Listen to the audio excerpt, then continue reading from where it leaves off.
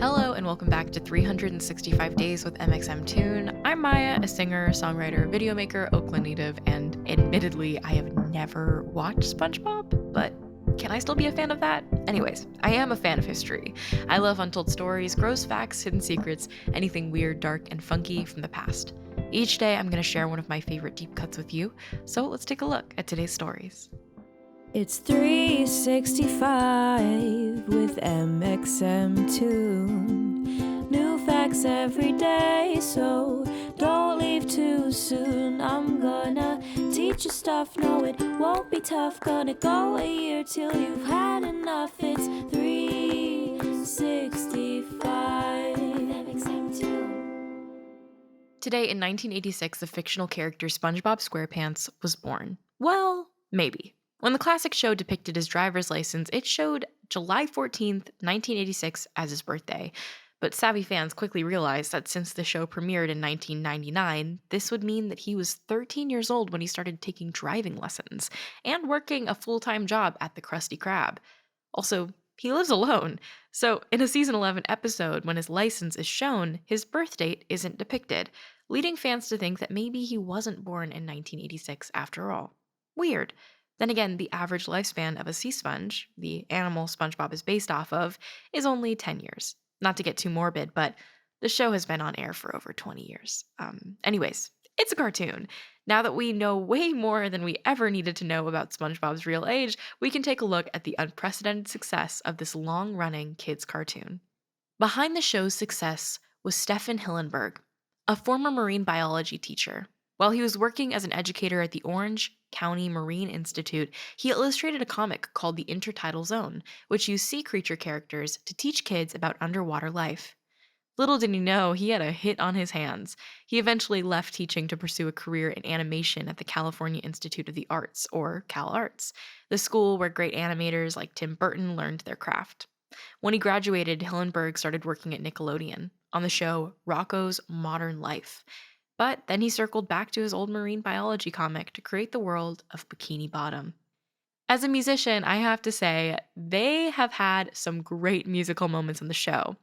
Even though I technically have never watched the entirety of SpongeBob, it is undeniable that many people who walk the face of the earth have heard songs from the show.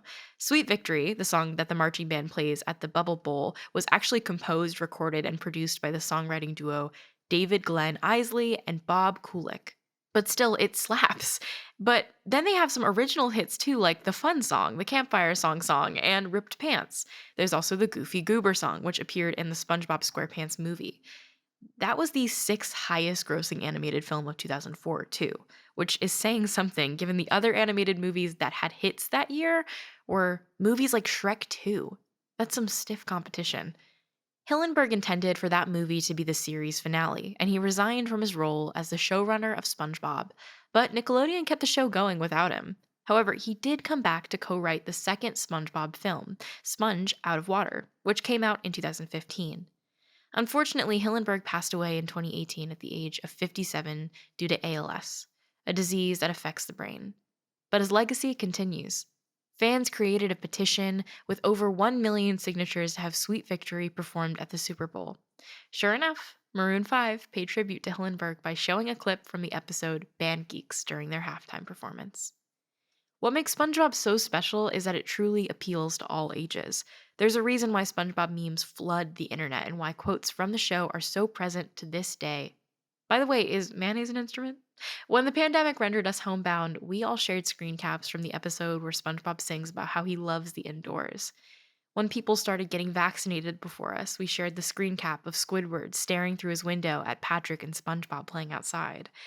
It's not just nostalgia that makes us turn to SpongeBob in times like this. It's that it's a genuinely funny and loved show that has made an enormous mark on this generation.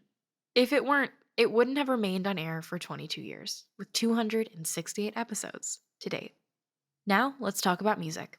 Today, in 2010, Anne Kirsten Kennis, whose Polaroid photo appears on the cover of Vampire Weekend's hit album, Contra, filed a $2 million lawsuit against their band, the label XL Records, and the photographer. She claimed that she never gave permission for her likeness to appear on the album. She later settled with the band, earning an undisclosed sum of money. Contra was everywhere too. It debuted at number 1 on the US Billboard 200 and featured songs like Horchata, Cousins, and Holiday. The cover features a head on photograph of a blonde woman wearing a pastel yellow polo shirt, a flash shining in her face.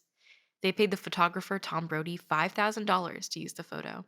Kenna said that she noticed the photo of herself when her teenage daughter brought it to her attention. By then, the photo was over 30 years old. The photographer, Tom Brody, claimed that she had signed a photo release, but she said that wasn't true. Why use the photo as an album cover anyway? According to lead singer Ezra Koenig, the image was like a Rorschach test. Different people could interpret it in a variety of ways. He said, some people get very mad when they see a white blonde girl in a polo shirt. He found it fascinating. It kind of has a Mona Lisa effect. Is she smiling? Is she feeling okay? Does she even know? And now for today's final segment, I'll be going into my own photo archives to see what I was up to on a July 14th in my life. On July 14th, 2020, I got Twitch emotes designed for the very first time. Up until that point, I'd been drawing my own emotes. I worked with an artist named Maddie, who is on Twitter at WeenieDes, if you want to check out her work. But it was really fun. I love commissioning artists to be able to make something that I have in my head turn into a reality. I love visual arts and I love drawing in my own time, but there's definitely a limit to the things that I'm able to make happen. So Maddie did an incredible job, and the emotes on my Twitch channel are a result of the process of working with her and making something that felt really exciting and emblematic of kind of the culture of live stream that I did. Thanks for going back in time with me, and remember to subscribe wherever you listen to podcasts. You can come back tomorrow for more stories from the past. It's 365 with mxmtoon. New facts every day, so don't leave too soon. I'm gonna teach you stuff, no it won't be tough. Gonna go a year till you've had enough. It's 365